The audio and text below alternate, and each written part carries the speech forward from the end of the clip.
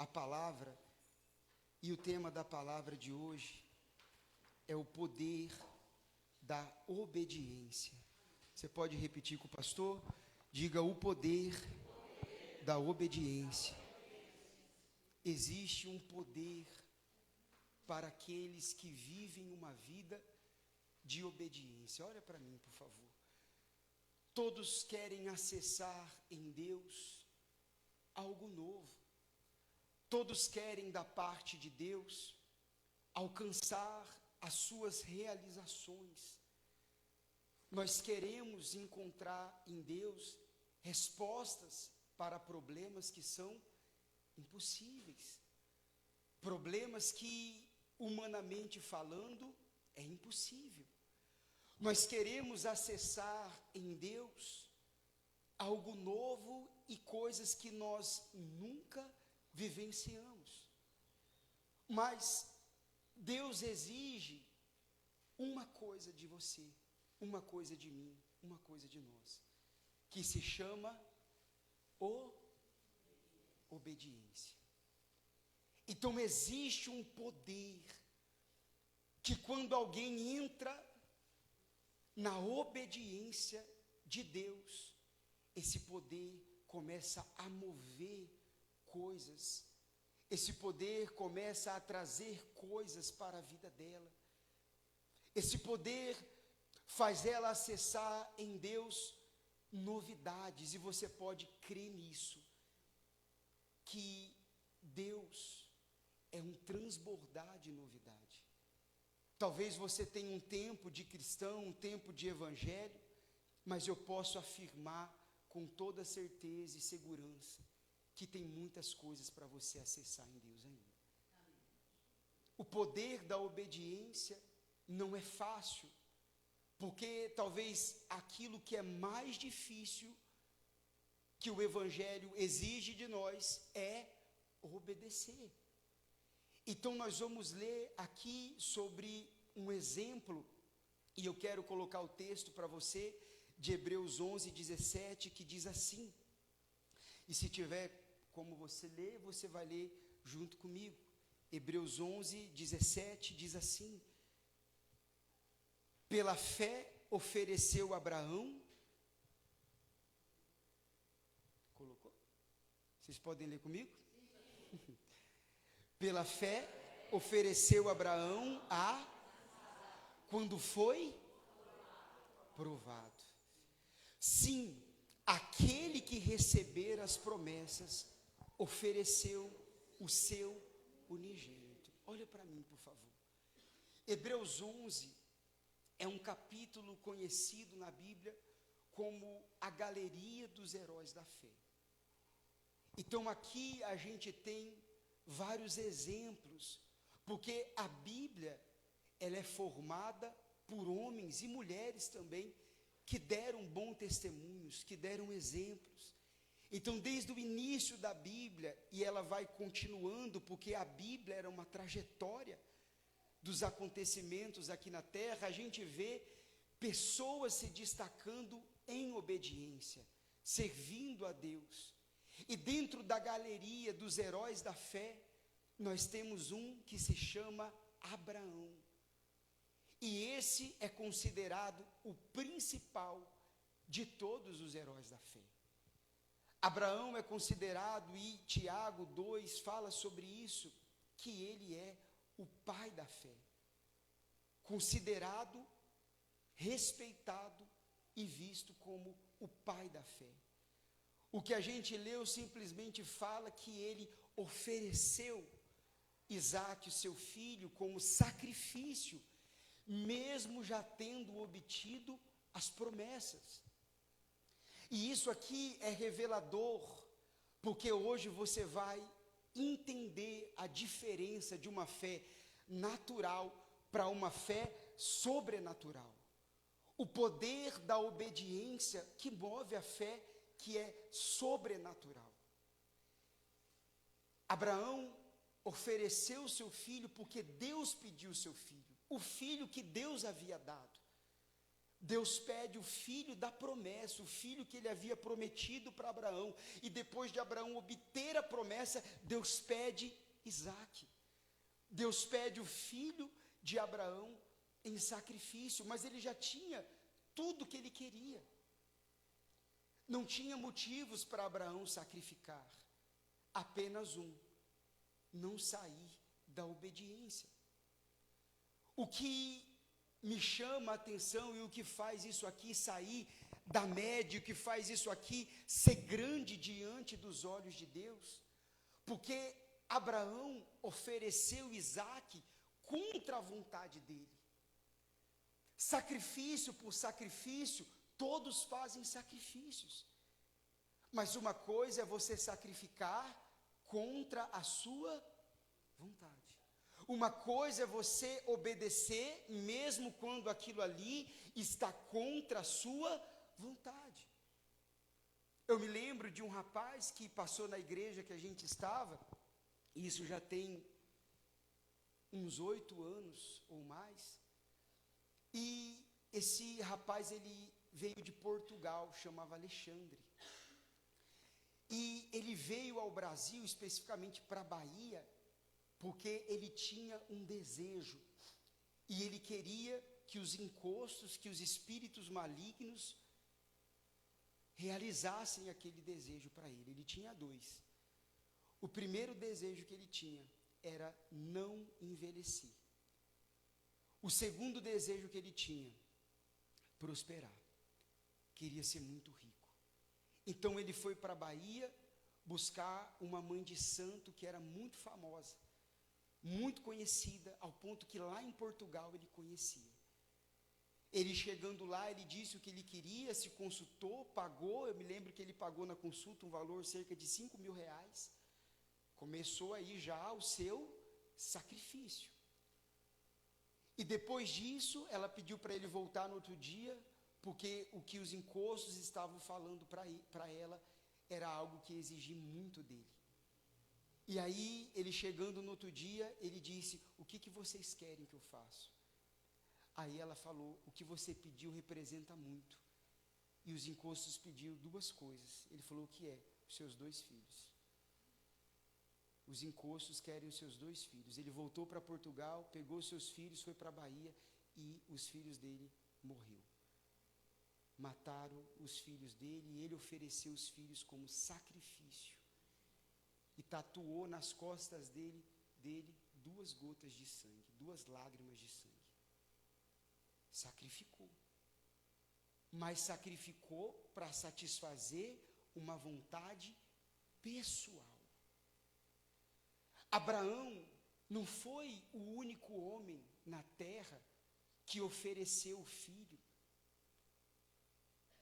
A Bíblia fala sobre um Deus que eles conheciam como Moloque, e aqueles que cultuavam esse Deus no passado também davam a Moloque os seus filhos, ofereciam os seus filhos, jogavam no fogo os seus filhos como sacrifício para esse Deus. Mas as pessoas que faziam isso movidas pelo interesse pessoal, para alcançar algo pessoal, algo que queria. No caso do Alexandre, ele queria juventude e prosperidade. Eu me lembro que ele chegou na igreja, ele tinha acho que 50 anos, 51 anos, e a aparência dele era de 19 anos, parecia um moleque. Mas com a vida toda destruída, sem dormir, insônia, depressão, o peso da culpa, infeliz, ganhou muito dinheiro, mas morava na rua. Tinha vários dons, falava 3 idiomas, compunha músicas, tem músicas famosas que a gente conhece e ele compôs. Mas o diabo dá com uma mão e tira com as 2.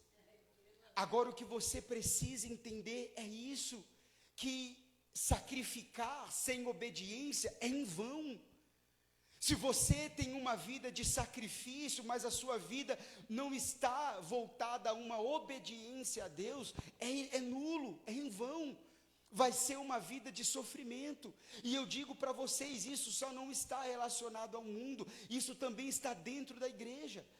Há pessoas que vêm à igreja e adotam uma conduta de sacrifício, mas no fundo ela não está pronta ou não aceitou a ideia de sacrificar mesmo contra a vontade. Mas pessoas que querem seguir o evangelho, mas fazendo a sua vontade. Inclusive Jesus disse na oração do Pai Nosso, que seja feita a tua vontade. A oração do Pai Nosso é um modelo de fé que todos nós temos que ter todos os dias. O que diferencia um cristão que vive na igreja, mas fazendo a sua vontade, de uma pessoa que está no mundo e que no mundo ela faz a sua vontade? Você sabe o que diferencia? Só o ambiente. O ambiente dela é a igreja, o ambiente do outro é o mundo, mas a fé não mudou. Porque o que Deus quer de nós, o que Deus pede de nós, é algo que se chama obediência. Você pode fazer muitos sacrifícios em nome de Deus, mas no fundo você sabe se você está na obediência ou se você está fugindo da obediência.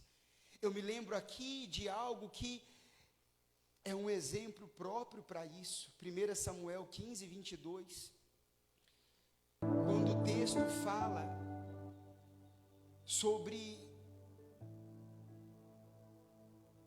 uma palavra de Samuel dura, muito dura, a Saul. E eu quero ler com vocês essa palavra. Deixa eu me encontrar aqui. Eu quero ler com vocês porque aqui também nós temos outra revelação. 1 Samuel 15, 22, que diz assim: porém Samuel disse: tem porventura o Senhor tanto prazer em holocaustos e sacrifícios, como em que se obedeça a palavra do Senhor? Eis que o obedecer é melhor do que o sacrificar, e o atender melhor é do que a gordura de carneiros. Eu procuro viver a minha vida em obediência a Deus. Olha aqui para mim, por favor.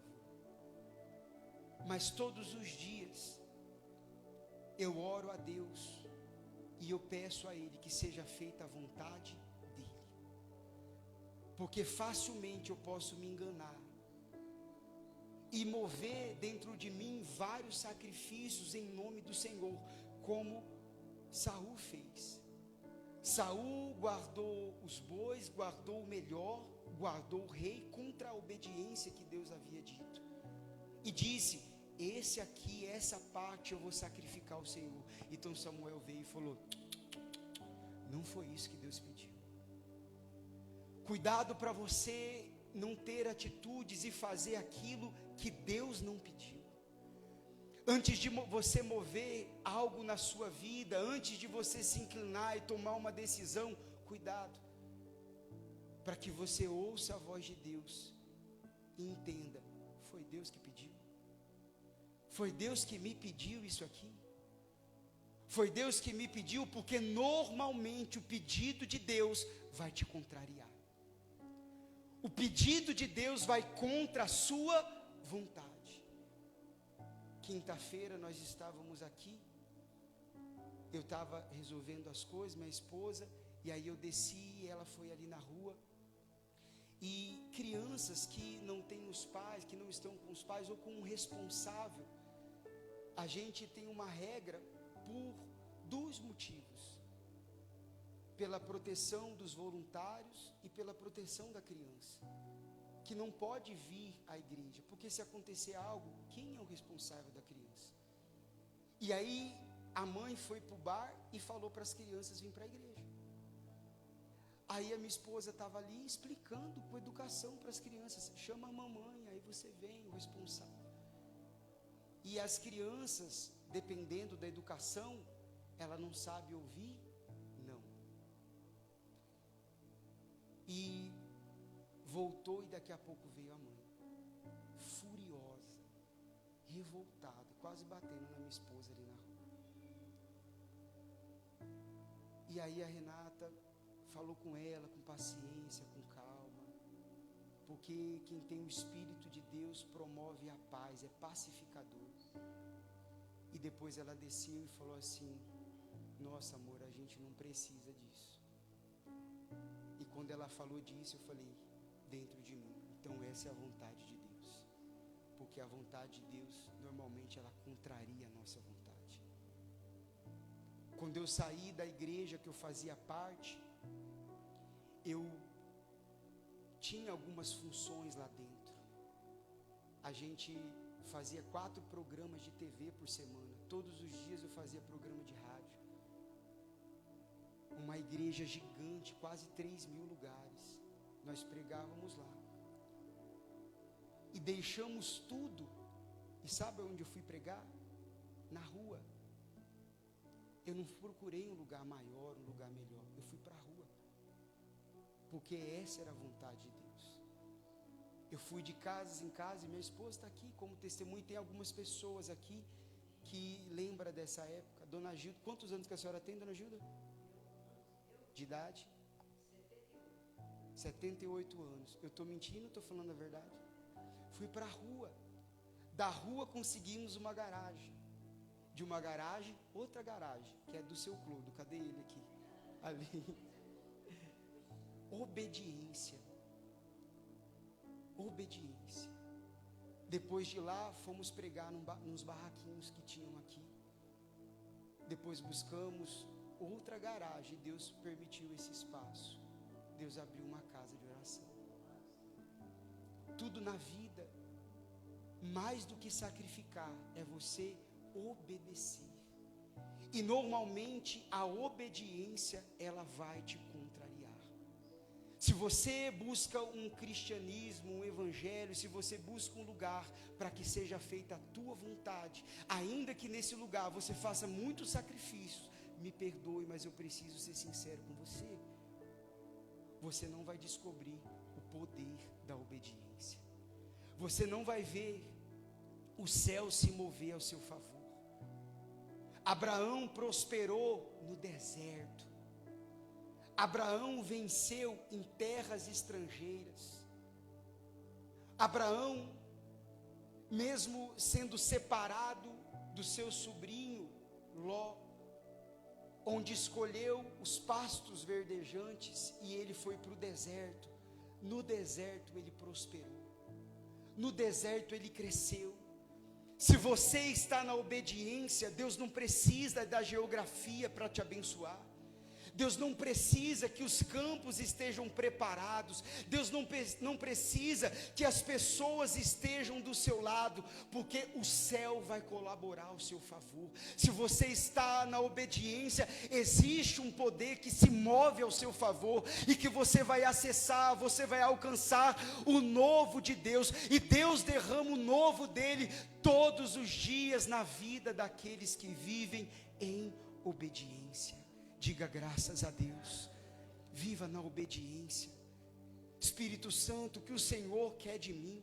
O que a tua palavra quer de mim? Eu vejo pessoas aqui que podem liderar jovens, pessoas aqui que podem liderar trabalhos, pessoas aqui que podem crescer em Deus, pessoas aqui que podem empreender, que podem tomar uma posição nessa terra, e ainda que seja contra a sua vontade, o que Deus tem para você é maior. Abraão queria um filho. Deus disse: olha as estrelas do céu, vê se você pode contar. Olha a areia que está ao seu lado, vê se você pode contar, porque essa, Abraão, será a sua descendência. Quem está comigo, diga graças a Deus.